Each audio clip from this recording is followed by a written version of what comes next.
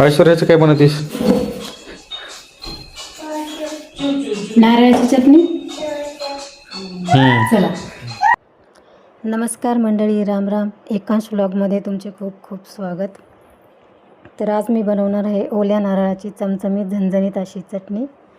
सगळ्यात पहिले नारळ फोडून त्यामधले खोबरे काढून घेऊया आणि अशा पद्धतीने खोबऱ्याचे बारीक बारीक काप करून घ्या.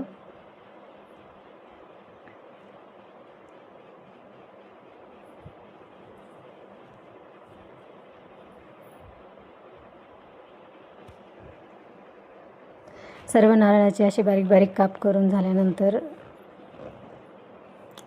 7-8 हिरव्या मिरच्या, त्यानंतर लसणाच्या 7-8 कांड्या,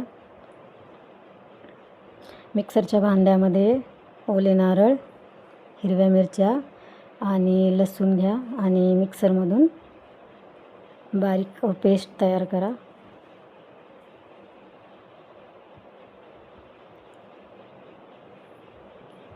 चवीपुरते मीठ,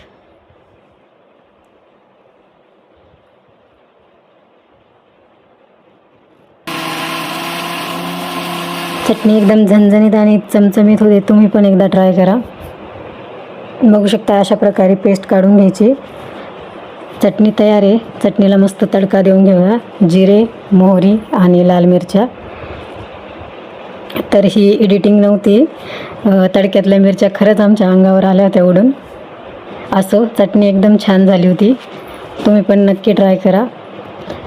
व्हिडिओ आवडला असेल तर व्हिडिओला लाईक आणि सबस्क्राईब नक्की करा. भेटूया नेक्स्ट व्हिडिओमध्ये. बाय.